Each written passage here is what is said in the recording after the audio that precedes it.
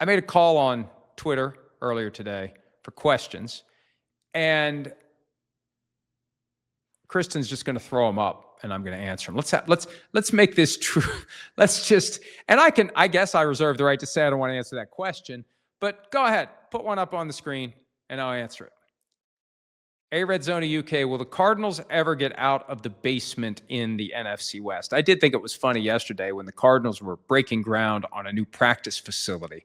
Owner Michael Bidwill was asked about the highly controversial, at least in the hallways of 345 Park Avenue, question of the NFLPA report cards. Bidwill said, feedback's a gift. The league didn't see it that way. For the league, feedback's a scourge. And they got rid of it, at least insofar as the ability to publicize. They're still going to get their feedback in the form of the report cards. And I hope they get leaked, and they're coming soon.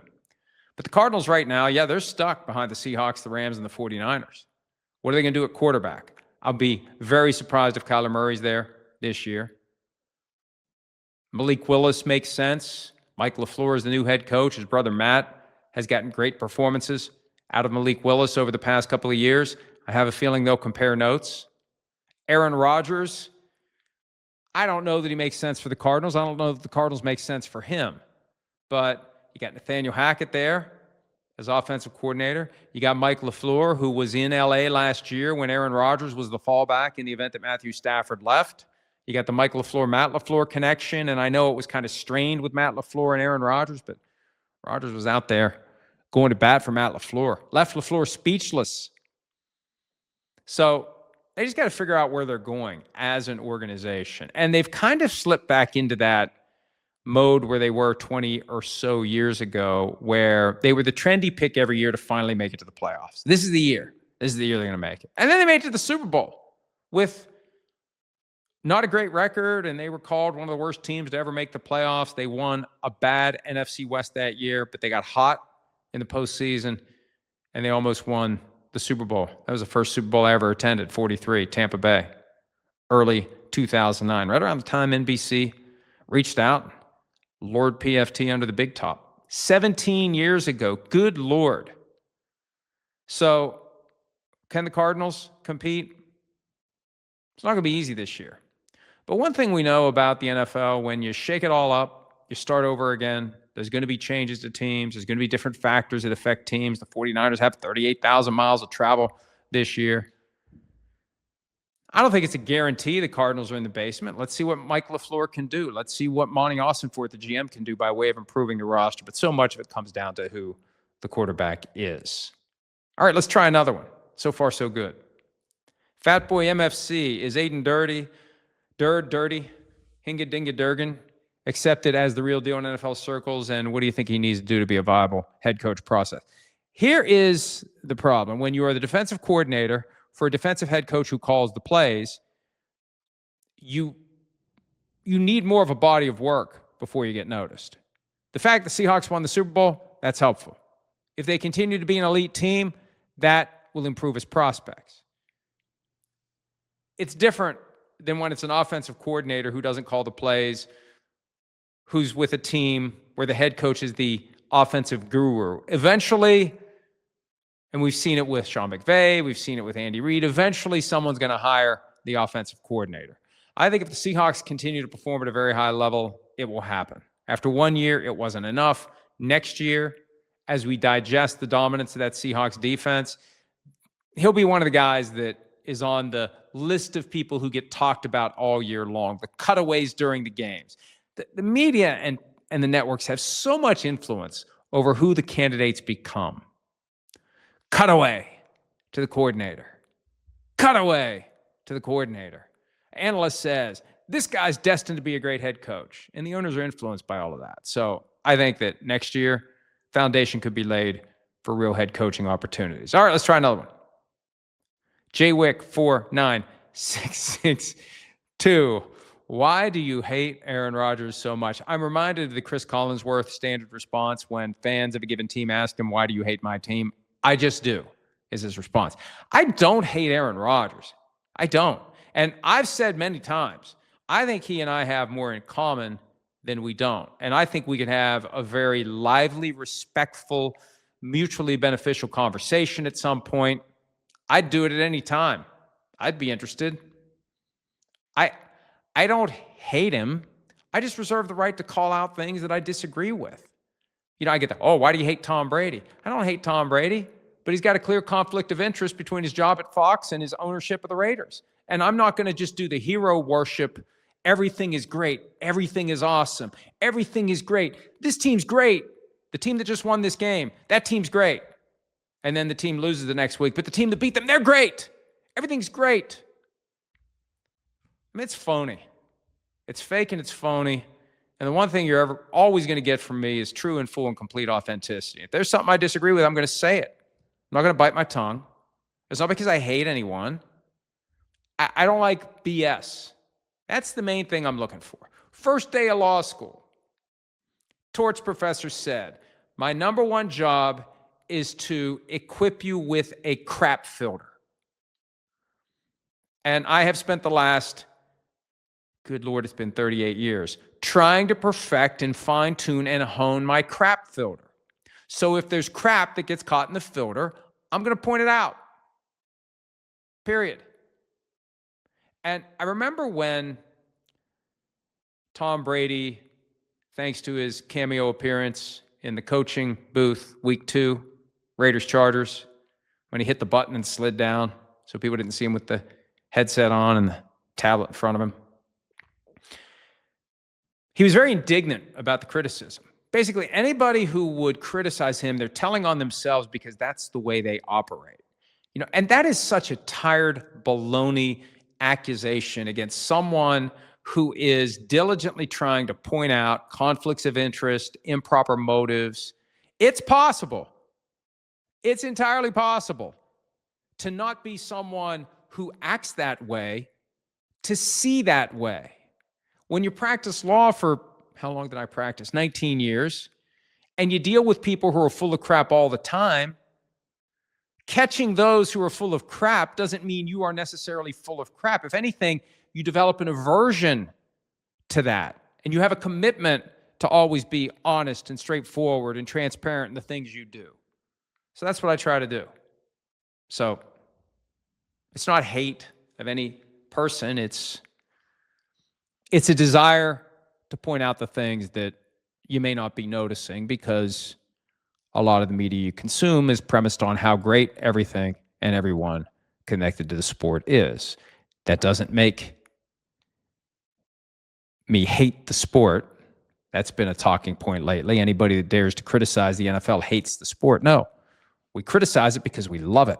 We want it to be as good as it can be. And we want to hold it to a high standard. We want to hold the people associated with it to a high standard, especially the people who are naturally placed on a pedestal. All right, let's try another one. J14 Mitchell, with more prospects having NIL money entering the draft, could more players dictate what teams they want to go to? Could this result in getting rid of the draft as well? In theory, and let me take the first part. Well, let me do the second part first. The draft's never going away. I'll continue to say I don't like the draft and there shouldn't be a draft and it's unfair to the players.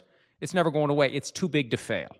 As it relates to players who have banked NIL money, saying, for example, I'll sit out the whole year and re-enter the draft, or I'll go back to school, and the CBA contemplates a player entering the draft, being drafted, and going back to school. It's in the CBA, and I believe that any NCAA rule to the contrary will fail.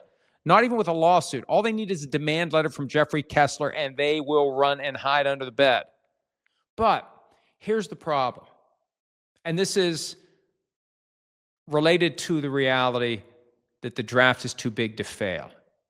The draft is also too big for any of the prospects to give it the middle finger. There may never be another Eli Manning or John Elway or Bo Jackson who wasn't making a power play to get to another team. He was just like, hey, I'm going to play baseball. Don't draft me. I'm going to play baseball. Hey, Buccaneers, don't draft me. I'm going to play baseball. I'm going to play baseball. Don't draft me. They drafted him. He played baseball.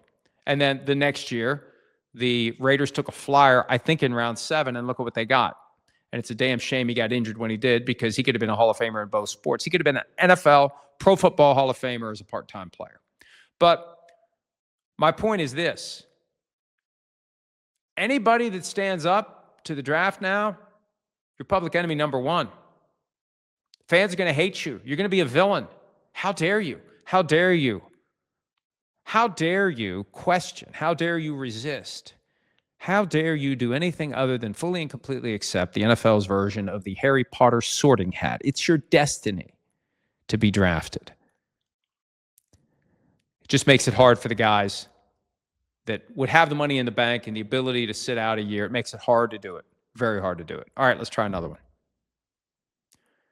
Arizona UK, as the NFL tiptoes toward a truly global presence, will we eventually see a foreign-owned franchise? I don't know if and when the NFL will overhaul the rules. And they can make whatever rules they want. They can make an exception for one team. A team based in London is owned by someone in London. So I don't rule out anything. As the NFL tries to take a sport that has become, and I don't think it's fully saturated, the United States, 125 million watch the Super Bowl. There's another 225 million out there not watching the Super Bowl. But they've decided there's more money to be made by making the game truly global. And if allowing someone from London to own the London team, if that helps, I could see them making an exception. So I think at this point, anything is possible. All right, let's try one more. CNEVETT. Would it be a possible solution to players being available to media post-game, be making only the captains mandatory to represent the players to the media? And thank you for that question. That means you were watching last week when Chris Sims and I were discussing Will Campbell's desire to not talk to reporters after Super Bowl 60, but to wait a day because he was concerned that what he was going to say after the game would be something he would regret. And Chris and I had a philosophical conversation about the league's longstanding requirement that all players be available immediately after the game. Now, that rule gets violated all the time. Sometimes it gets violated without a peep from the NFL because the reporters don't complain. Usually it takes multiple violations before the league will fine a player. Remember Marshawn Lynch, I'm just here so I don't get fined. He chronically didn't want to talk to the media. Chronically. And they don't force you to give good responses. There was one time where he was asked questions and I think he just said, yeah, over and over again. But the league made this decision that we're going to take full advantage of the free promotion of our sport that comes from people covering the sport. Think about that. Of all the things the NFL has, it doesn't need to spend nearly as much as it does on advertising because we do it for them. Any show, any website, any magazine, if there are any newspaper, if there are any, that covers the NFL is promoting the product for free. It's the best kind of advertising. It's part of the content you're buying to consume. You're not buying the newspaper, if there is one, to see the ads. You're buying the newspaper to read the stuff. And the stuff you're reading about is the stuff that promotes the league.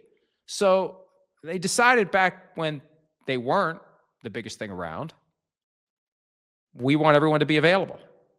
And the philosophical conversation focused on whether or not we're at a point where you really need to do that. And how do you reconcile caring about the mental health of athletes with forcing them in their most vulnerable moments to go talk to reporters and maybe say something they'll regret? I threw out the possibility of a cooling off period. Make the mandatory media the next day. The officials don't have to answer to anyone. They do a pool report. Big deal. Sometimes there's a procedure for activating the pool report if there's a controversial call. If the players, after a bad day at the office, are required to answer questions from reporters, why aren't officials after a bad day at the office required to do the same? So, and fortunately, the blowback from other reporters wasn't what I thought it was going to be. Either they didn't notice or I was sufficiently careful in saying I'm not trying to end locker room access. I'm just trying to figure out how do we balance player mental health with the league's desire that everyone be available after games. And maybe there's a better way to do it. It doesn't mean that a change needs to be made, but I think it's healthy and it's productive to be spotting these issues and asking questions, and maybe there's a better way to do it. I don't know that having only the captains available, I mean, it's kind of like, well, if we do that, let me put it this way. The captains are more likely to be the guys who aren't necessarily the best leaders, but the guys who will be the best PR representatives for the team and who relish the opportunity to go talk to the media and answer the questions after the games. So I don't know, is there a designated player on every team who speaks immediately after the game? Is it the quarterback who has to speak after the game? I hadn't thought of this until I heard what Will Campbell had to say when he spoke to reporters the day after the Super Bowl, that this is why he didn't speak immediately after the game. And it got me thinking about the disconnect between mental health and you must go talk. You must. I know you're upset. I know you're concerned that you're going to say something you're going to regret and it's going to cause any more problems. I know you had a bad day at the office. You must go talk. Hard to reconcile the two. All right. I think that's it. Oh, wait. Oh, one last question from @RealLeasingDust. Thank you for doing what you do every day and reminding us you're not dead. I could be. It could be AI. There's got to be enough content out there, written and spoken, that I could be AI. Am I glitching? So, look, I enjoy what I do, and I enjoy the connection to the audience. I enjoy the feedback. I enjoy talking football. I'd be doing it for free if it wasn't my job. My wife asked at one point, you ever think about retiring? It's like, retire from what? Instead of creating the content, I'll sit around and consume it all day. May as well get paid to do it. Hi, it's Mike Florio. Thanks for watching PFT on YouTube. Hit subscribe for the latest news and analysis from Pro Football Talk.